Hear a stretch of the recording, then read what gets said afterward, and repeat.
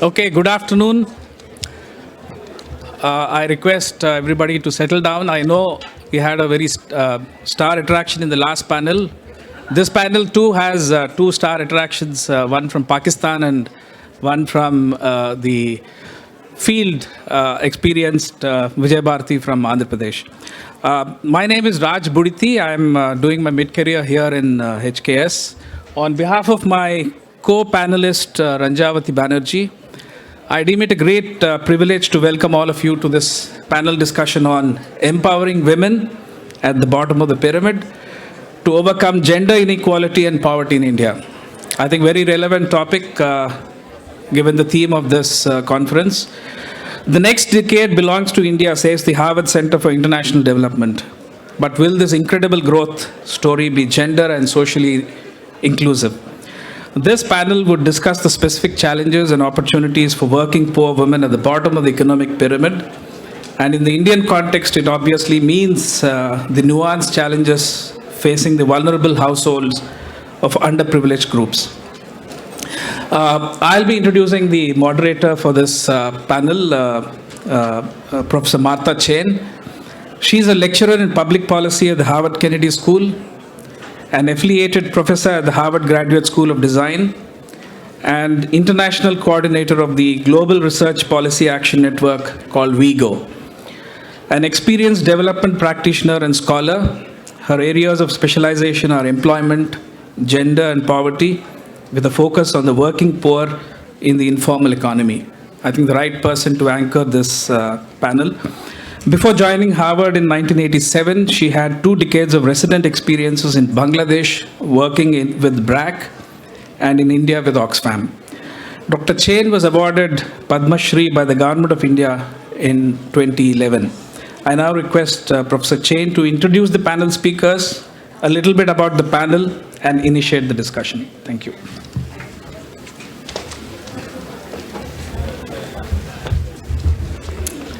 Namaste and good afternoon, and it's a real pleasure to welcome you to this very important panel. And I want to thank the organizers, Ranjavati Banerjee and Raj Buditi, Nayana Renu Kumar, and Amit Tambade for organizing a panel on this important topic of empowering women at the bottom of the pyramid, and for inviting such a distinguished set of speakers. And special thanks also to Rainana Javvala and Sanjay Kumar from Seva Bharat, who co-sponsored the panel. As we all know, India is one of the biggest and most important economies in the world. Yet, India faces major challenges, not least persistent poverty and growing inequality. A key defining feature of the Indian economy is the fact that over 90% of the workforce is informally employed, that is without legal or social protection. And a large share of economic units in the country are also informal, that is unincorporated and small. Recent estimates suggest that 75% of all manufacturing units in India are informal, small and unincorporated. In other words, the informal economy represents the very broad base of the Indian workforce and the Indian business profile and the economy. We also know that most of the informal workers are poor and also from disadvantaged communities. And so long as the working poor in the informal economy are stigmatized as somehow gray, illegal, underground, or even criminalized, as many of them are, by policymakers and by government authorities, it will be difficult, if not impossible, to reduce poverty and inequality. The working poor in the informal economy, they have to be recognized for their contribution. They need to be provided with legal and social protections, and they need to be empowered to demand economic justice and secure their livelihoods.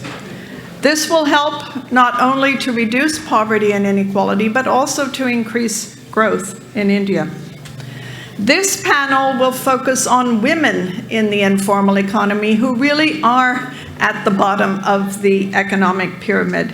This is because women are more likely than men to be informally employed. They are more likely than men to be subcontracted workers paid by the piece, or contributing family workers in family units or on family farms that are not paid. They are more likely to be working in private homes rather than offices or factories or even open spaces.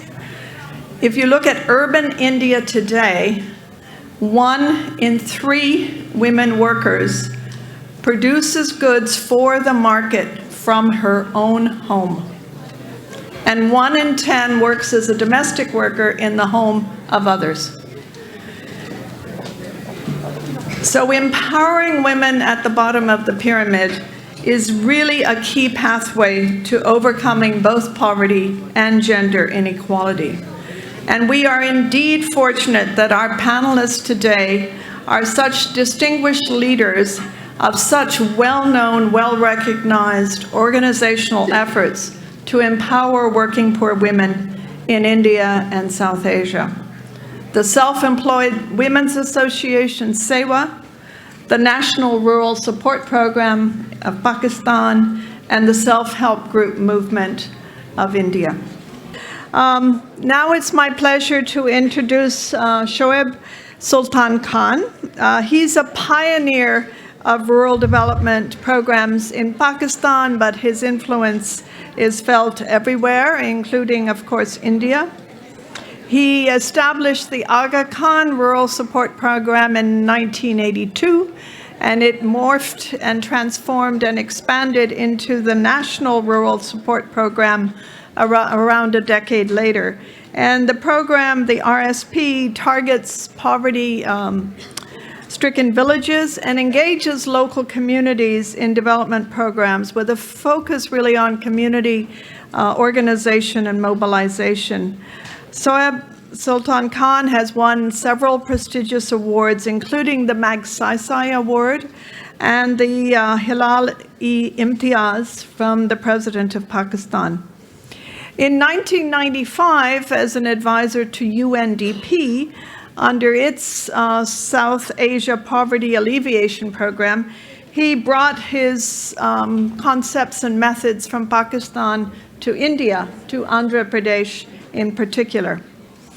On a personal note again, my son Greg Chen, an HKS graduate, alumnus, used to work with AKRSP in northern Pakistan and knows Shoaib Sahib quite well.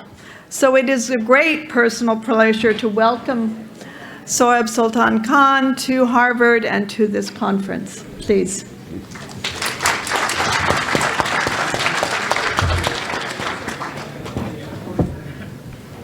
Just be careful, it's very narrow. Okay.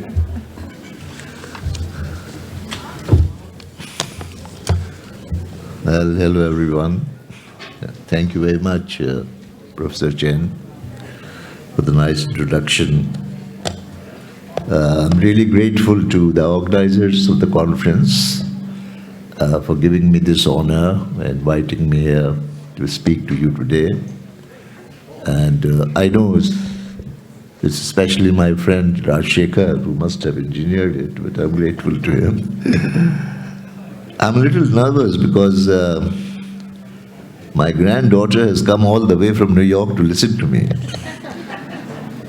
And I know that my speech will be put under a microscope and a postmortem will be after I have spoken. Actually, when I look back on 63 years of my working life, 25 years at Pakistan Administrative Service Officer, 14 years with UNICEF and UNDP, 12 years with Geneva-based Aga Khan Foundation, and for the last 11 years associated with rural support programs of Pakistan in an honorary capacity. I'm reminded of 40 years ago when I met a visionary. This morning somebody was asking me, one of the students, that how do you get a vision? And I had no vision. My vision was to join the administrative service, and I had got it, and I thought that, well, that was the end of my ambition. And he was also in the Indian civil service, ICS, which was supposed to be the steel framework of the British Empire. But he resigned. And he resigned not because he was against the colonial administration. He resigned, he told me, because he found that they had no answer to rural poverty. And this was when he was serving in Bengal, and famine happened there.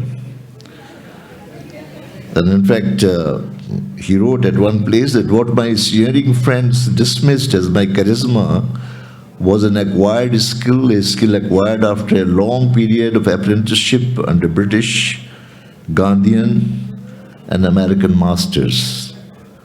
A skill further sharpened by the study of many successful models in other countries, Germany, Japan, Yugoslavia, China, India, and Israel. I never felt ashamed of long and multiple discipleship. I never pretended to be an original thinker. And what great man he was that when he died, I received a letter from Nobel laureate Professor Yunus. And I quote, "It is not enough to say that he was a great man. He was one of the great human beings of the past century. He was so much ahead of everybody else that he was considered a misfit and not appreciated for his greatness." Why? But we have a lot to discover and a whole lot to learn from him. Dr. Hamid Khan taught me the theory of how to help the subsistence holders, comprising principles which he said he had learned from what happened in the world over centuries and how poor came out of poverty. And he particularly used to mention Raiffeisen, who in 1849 used to, although he himself was a mayor of a small principality in Germany, but he would collect the subsistence holders, the poor, and would say that you are being crushed by three giants. And who were those three giants in 1849 in Germany? The landlord, the moneylender, and the shopkeeper. So these three principles, he said, which means that the poor have to fulfill certain obligations before anything can be done for them, which is individually they can't do much. They have to get organized. And not only get organized, but they have to find a competent and honest leader amongst themselves to run the organization. Secondly, capital is power. And unless they generate their own capital through discipline of savings, they will never be financially viable. And thirdly, he would say that you have this innate potential in you to do things better, to get out of the situation that you are in. And like what Michelangelo used to say when his David was praised, that I have done nothing. David was already in the marble. I simply removed the superfluous material. And that's what his belief was, Dr. Hamid Khan's, that every poor woman, every poor man has that potential. Unfortunately for me, in 1991, a SARC heads of state set up a commission called Independent Commission for Poverty Alleviation. And I had by then completed about 10 years of implementing the Aga Khan Rural Support Program. The AKRSP had only two objectives: that the income of the million people who lived there should be doubled, and there should be also a replicable model developed. And they asked the World Bank that every 5 years they should come and assess the Aga Khan Rural Support Program. In the first assessment after 5 years, the World Bank said that the first 4 years of this program are the missed 4 years of all World Bank funded programs, because the World Bank adopted a blueprint approach, whereas this program had a process approach. So I was very happy that whatever I had learned from Akhtar Hamid Khan was really being endorsed by the bank. And after 10 years when they came and assessed, they said that in real terms, the income of the million people had more than doubled. Now, having this being done by the World Bank, I was then on the global scene. And the commission, the Independent South Asia Commission, of which Abid was also a member, they made an overarching recommendation that these three principles, which they dubbed as social mobilization, that should be the centerpiece for all poverty reduction strategies of South Asian countries. And this recommendation was presented in 1993 at Dhaka to the SARC summit. And I don't know whether the heads of states understood what it was, but they fully endorsed it. And obviously did nothing.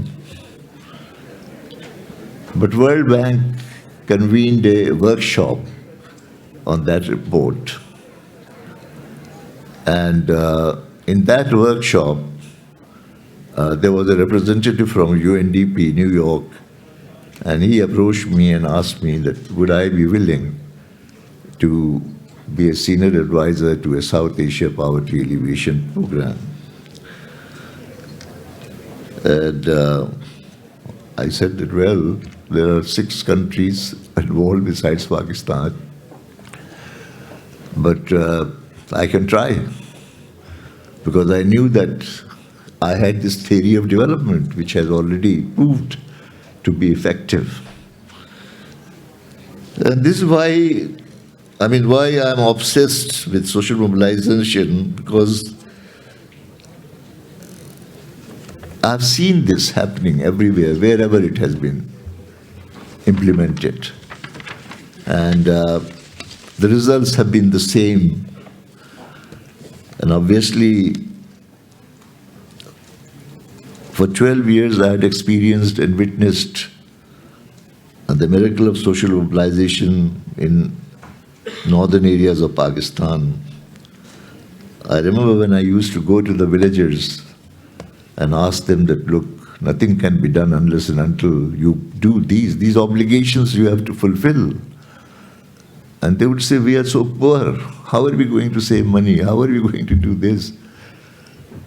But we said that if you want a collaboration with the program, you have to fulfill these 3 conditions.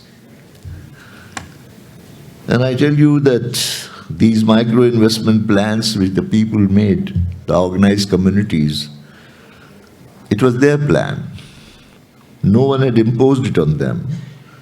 This was grassroots planning. Grassroots planning is not telling the people what outside planners feel is good for the rural poor, but what the poor feel that they can do, and it is good for them.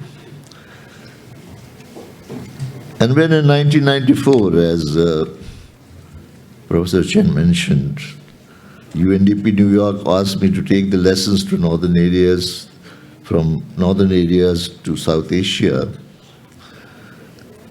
I knew that the problems of the poor are the same wherever they may be. Their handicaps and deprivations are the same. Similarly, the theory of development is equally applicable irrespective of country, religion, caste, or politics. In 8 years of my sojourn under the SAPAP, South Asia Poverty Alleviation Program, through Bangladesh, India, Maldives, Nepal, and Sri Lanka, I did not come across a single community which was unwilling.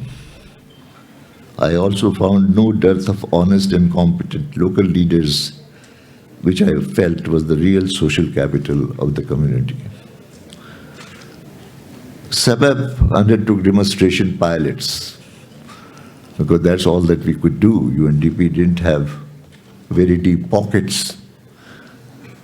In Maldives, an atoll of 14,000 population was considered an FFT unit, whereas in India, I was advised to take a demonstration comprising 10 million people. I argued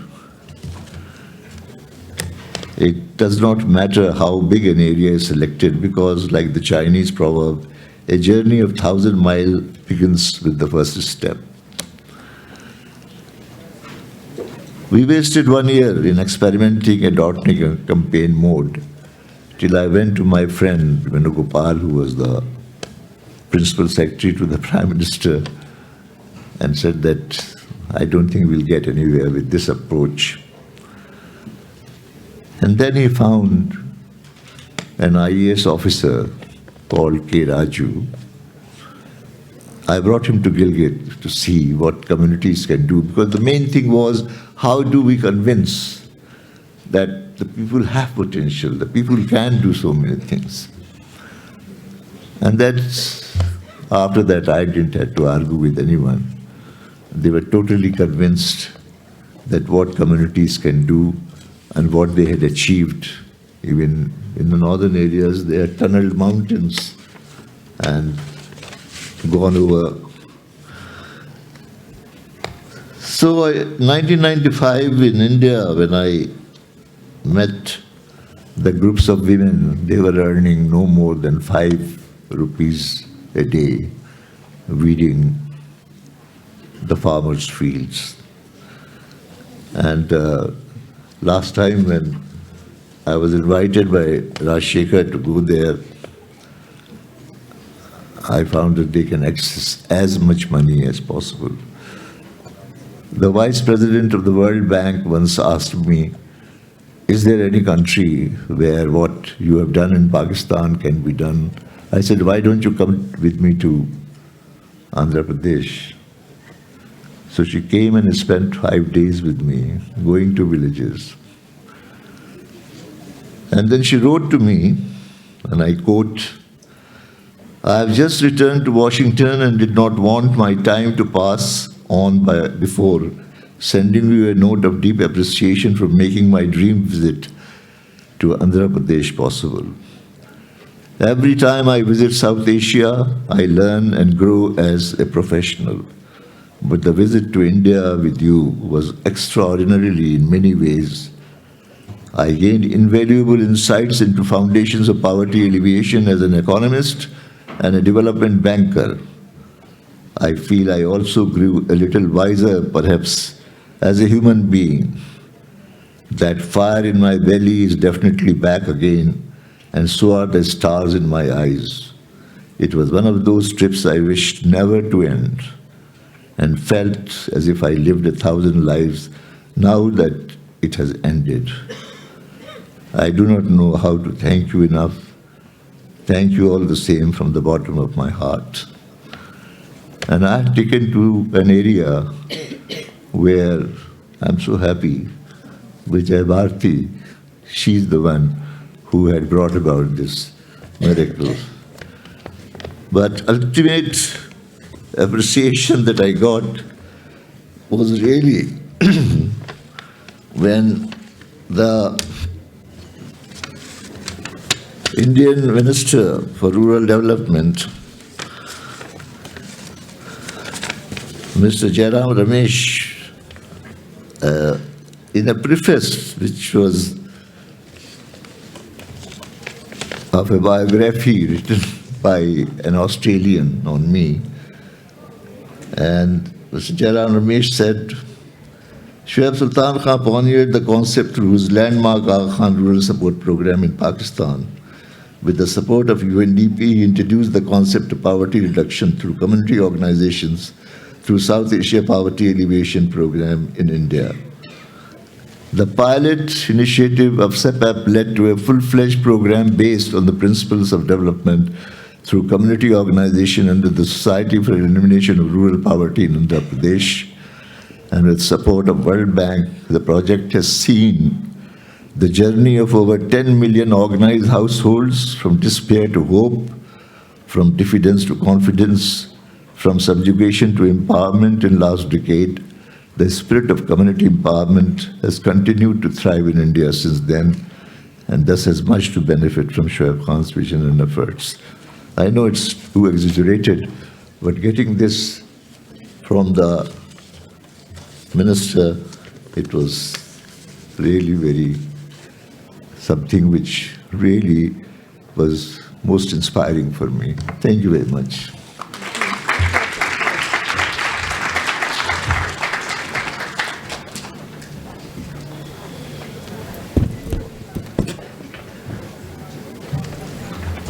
Thank you very much, Shoaib Sahib. And I know that there's much more to tell from the 63 years. And I just want to underscore the name of Akhtar Hamid Khan.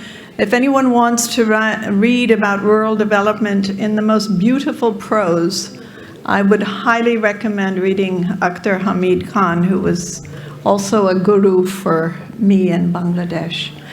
So now we do turn to Andhra Pradesh and to Vijay Bharti, who for some 30 years has been engaged in what Shoaib Sahib has been talking about, which is social mobilization, group formation, and building of self-help groups at the district and also the sub-district levels.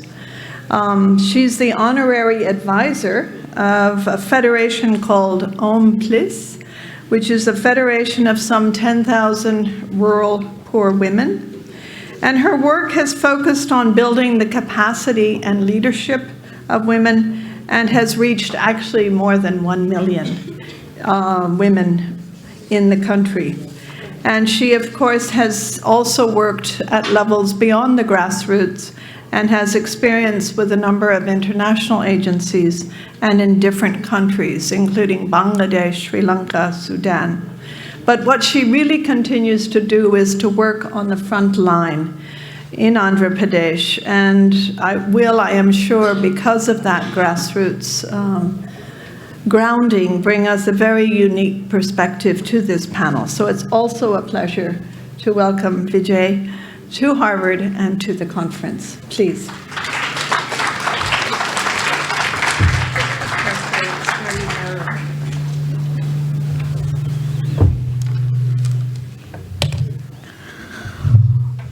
My dear students of great Harvard, Kennedy School, Boston, and respected guests, Namaste, Adab, Sat Sri Akal, good evening.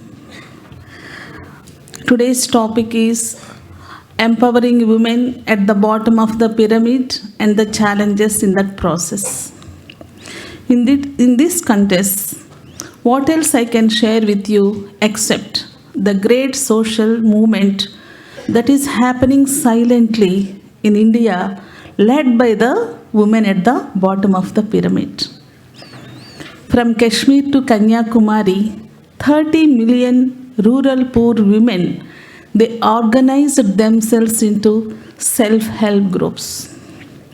This movement is really bringing a silent change in the lives of the poor as well as the lives of the rural poor women.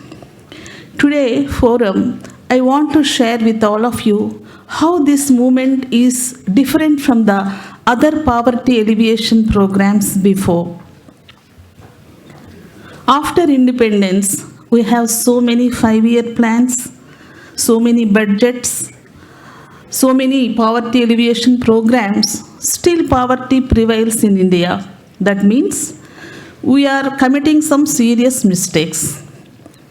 This movement, self-help group movement of India, we learned so many lessons, what kind of mistakes we are committing in poverty alleviation and women empowerment. We learned lessons. 3-4 lessons are very serious. The first lesson we learned in this movement was we are missing the targets. Even though we say that this program is for the poor, in the real sense, it is not. I will tell you a small story. Once upon a time, there was a teacher. He has 5 students and he taught them archery.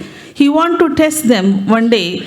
He took them to the forest and showed them a big tree, and one bird was sitting on the branches of the tree. And the teacher said, "My dear students, look at the bird. You have hit the eye pupil of the bird."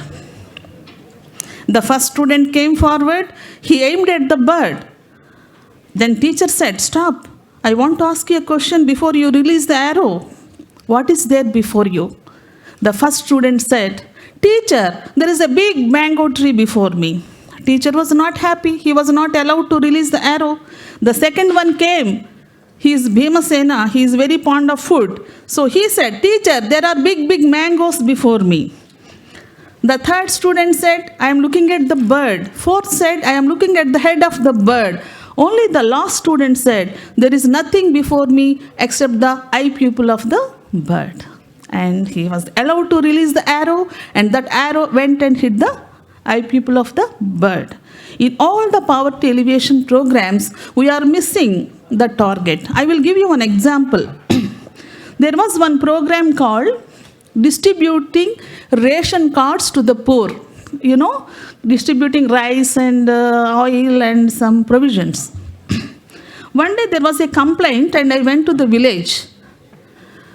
The number of the ration cards distributed are double to the number of the population in that village.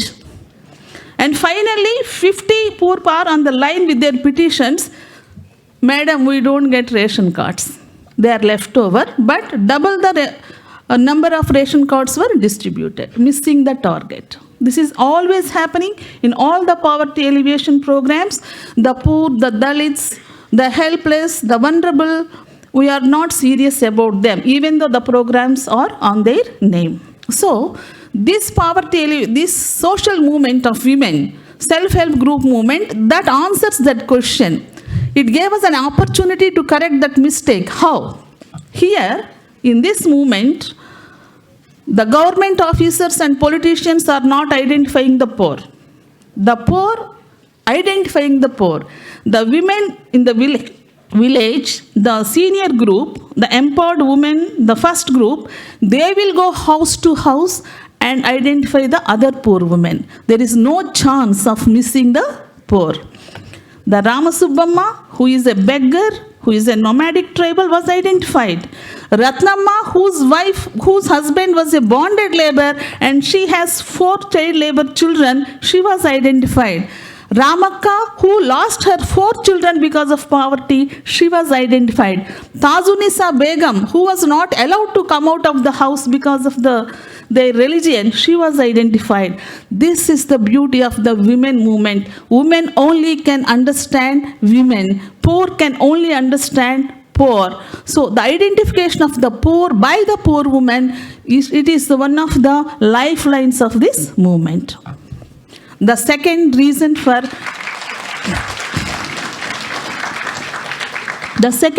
we identified in this movement was discrimination against women.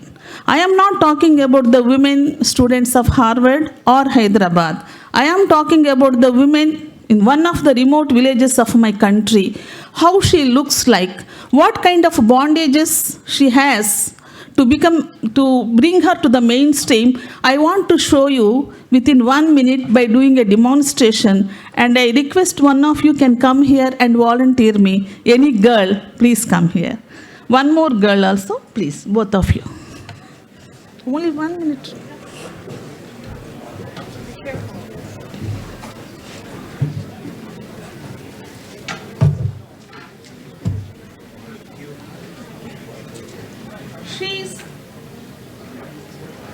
Don't think she's a Harvard student. Please imagine her as one of my Ratnamma in one of the remote village. She's a girl child in one of the Indian villages, and I am the society. I am the society. She said, Daddy, I want to go to high school. Then I said, high school? It is very far away. It's 5 kilometers. You cannot go alone. No. Fifth class is enough for you. No need to improve your knowledge. That is enough. No. If woman is educated so much, it is very dangerous to this world.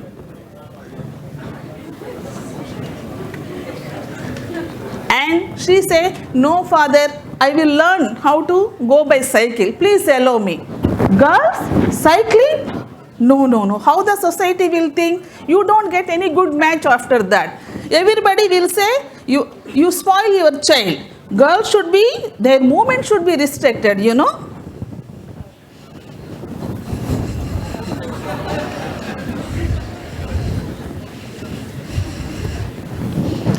At least I will go nearby and learn computers. Computers, it is only boys.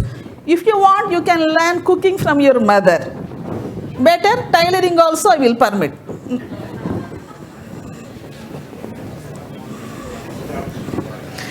Even the womb of the Indian woman is not in her control. The doctor says, look husband, she is going to die. It is the 5th delivery. She don't have blood. No. I don't allow her to undergo family planning. Why? I don't have son. Then what? No, I want to go to heaven. If I have son only, I can go to heaven. So even the womb of the rural poor women, it is under control of the society. You say this is injustice. You shout. This is injustice.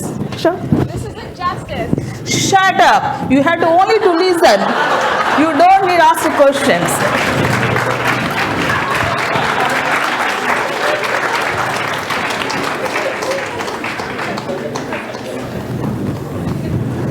She looks like a joker and we can laugh, but this is the reality that Gandhi says the soul of India lies in the villages, and 100% of the village women, there are so many unseen bondages like this around her. When 50% of the population in India is like this, how can we expect poverty alleviation? As long as government and society, thinks that women need development, it is wrong. When we say development needs women, then only we can overcome poverty.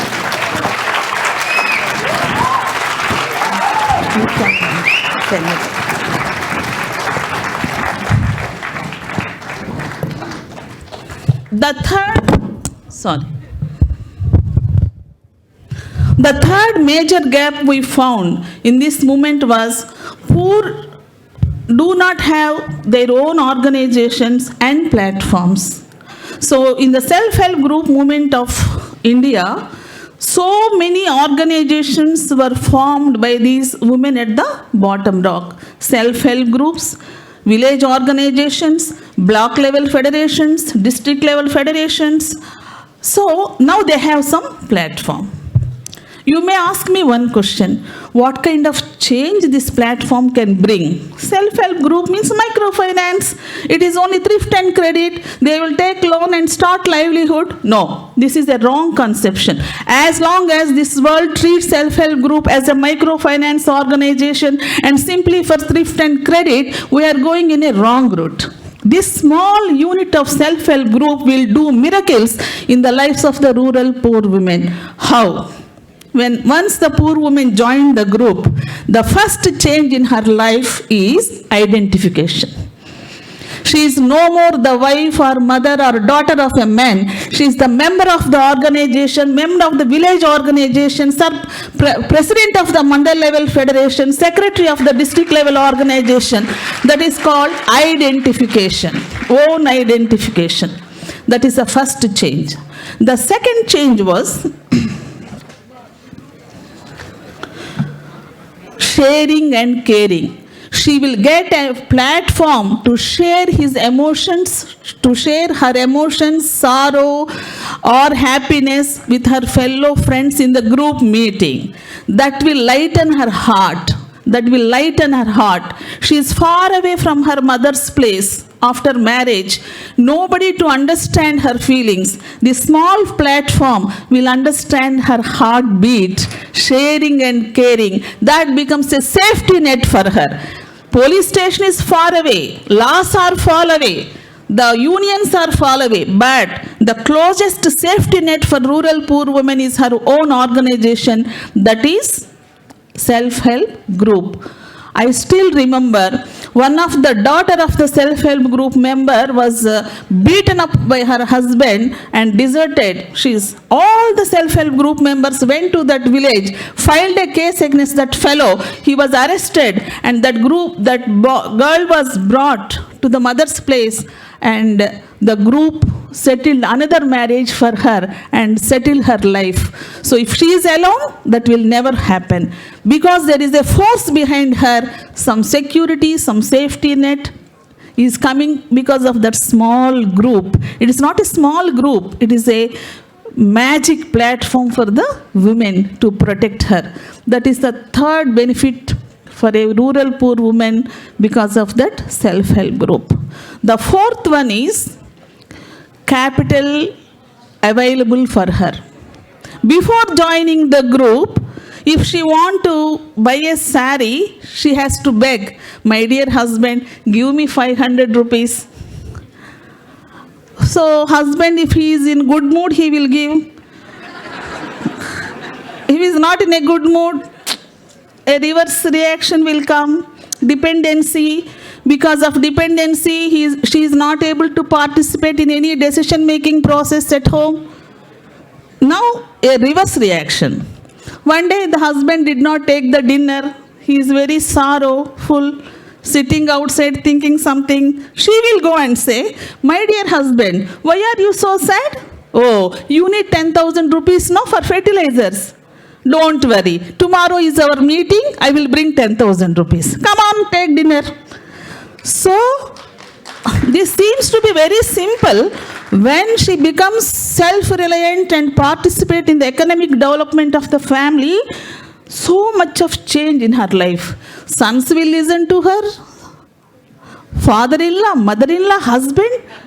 Everybody will listen and allow her to participate in decision-making process. It is a small platform, but it is doing magic in the lives of the women. So, this is the moment. I worked in Orvakal Mandal Samakhya for the past 20 years. I am working there. I want to share with you what kind of area it was. Please listen to me. Yes, madam. It was a drought-prone area. Huge migration. 90% of the women are illiterate. Moreover, if you have 10,000 rupees in your hand, you can kill your wife. No case will go to the police station. It is in 1995. In that area, we worked for the past 20 years. Till today, we are working. So what I want to share is today, every poor woman has a beautiful house. No more bonded labor. All the landless, they purchased 1 acre or 2 acres of land. In every house, there are 2-3 livelihoods. That mandal becomes 27 villages become child labor free villages. That is okay. But the most interesting thing is These women who are the pioneers, who came out of poverty because of this movement, 500 women from those villages, they become community resource persons and traveling all over the country, Bihar, Rajasthan, Haryana, Jammu Kashmir, Nagaland, Mizoram, Tripura. This illiterate woman, with that empowerment she got, she is going all over the country from Kashmir to Kanyakumari, living there for 2 months in the remote villages and mobilizing the fellow women. That is the greatest change, this movement. Once she was not allowed to come out of the house. Today she is leaving the house, leaving the district, state, staying in Ladakh, staying in Kargil, staying in the desert of Rajasthan for 1 month, 2 months, mobilizing the fellow women. Language does not become a barrier, I am telling you. Women speaking, women in her own language. See, I am poor, my dear sister. That hug, that smile, that confidence is passing on the message. They are learning Hindi, they are learning English. See the potential. So, my dear students, the reality is you should come near to the reality by seeing figures, facts. Don't deceive by those figures and facts. Come down to the ground, see the reality, and your contribution to this movement is very much needed, urgent. This movement to spread to all the developing countries. That is what I am thinking right now. It should spread to all the developed and underdeveloped countries, but not in the meaning of self-help group means. It is not microfinance. It is a social movement. Thank you so much.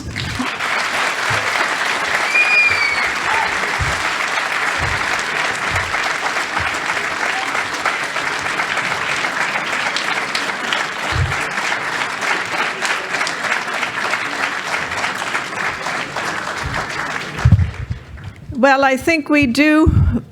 We've had a wonderful panel. I think between Rainana setting the context and Shoaib Sultan Khan giving us the philosophy and theory, and then Vijaya telling us what it really takes and what really happens. I think it's wonderful. So we'll open it up now.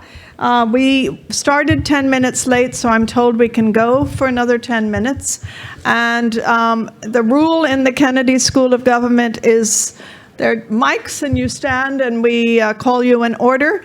And you're supposed to ask a question that ends in a question mark is what the dean always said. And we'll take it from there. Let's do roughly 2 questions because we've run over. Oh, okay. I'm now being told we have time for 2 questions. So where are there mics? I can't see them. Just hands. Okay. The woman in the white, right there. Yeah. Question. Thank you so much, Dr. Jha. This is great presentation.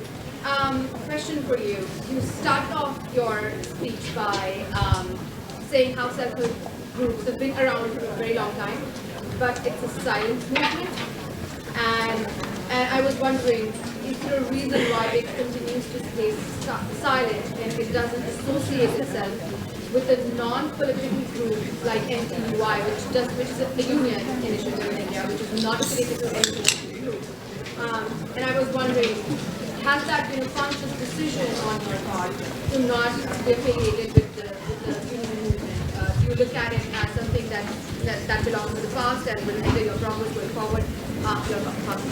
Okay, let's take the second question and then we can have both speakers respond. And where's the next hand? Okay, right there. Now a woman in black. Okay.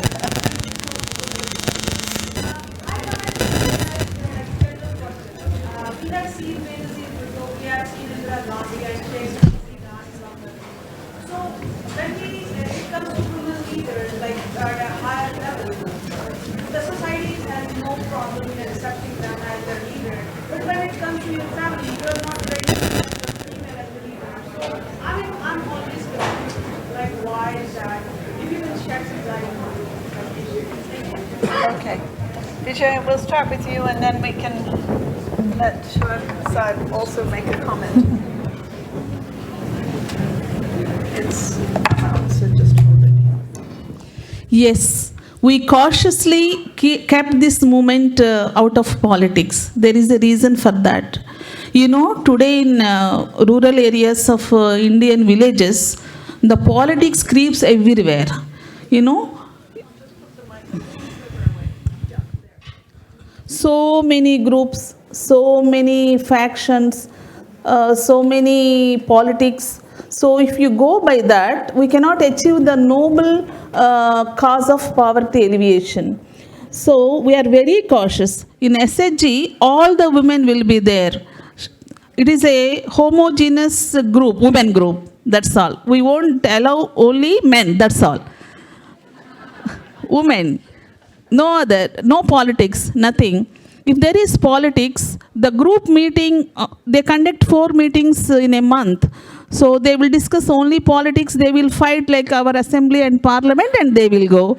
No, in our group meetings we discuss why Ratnamma is so sad today, why Sita's daughter not going to school, any problem. So some other mother-in-law is in hospital, let us go in. Only this kind of agenda, the doctor is not coming properly to the hospital, we should teach him a lesson. So this is a common agenda, common problems. When once we enter into politics, even though we don't want to scold him, we have to scold him, no? Because of the party. So if that politics enter into this women movement, there ends everything. So we are so cautious that this does not touch. But one miracle happened, my dear. 3 governments changed in Andhra Pradesh. There is no other way for any government except to support this movement. Because in Andhra Pradesh, 1 million women joined the organization. It is a big platform, no? Any party, any government should support them. So we need not enter into politics. They will come to us once we become strong. That's the thing.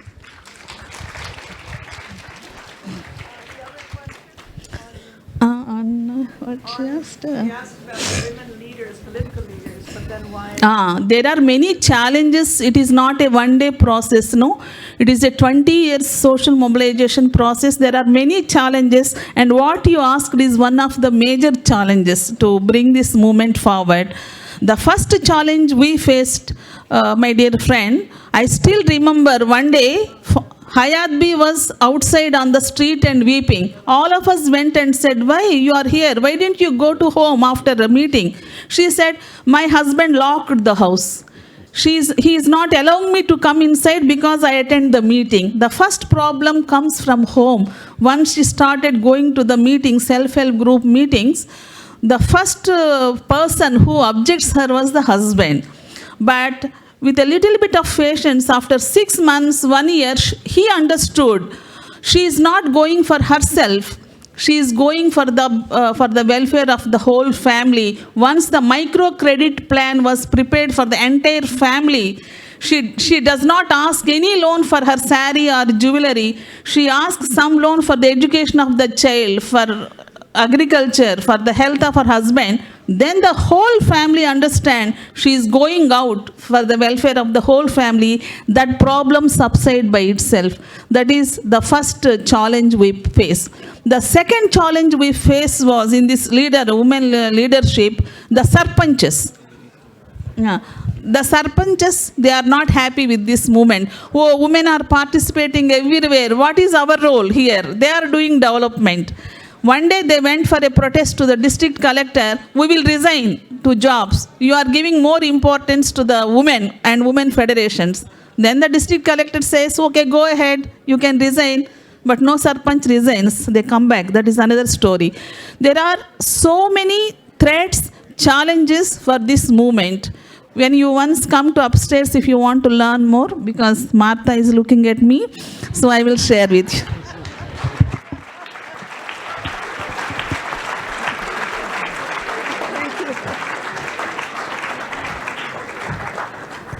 Yes, I am the timekeeper, but just to say 2 things. One, the theme of social mobilization, of organization, of process and platforms for negotiation, not blueprints and top-down planning, came through loud and clear. And our 2 speakers who are with us are going to go up to the Feinsod room, which is up there, third floor, and they'd be happy to meet with anyone who wants to talk more with them. But we have to clear this stage for the next panel. Thank you very much.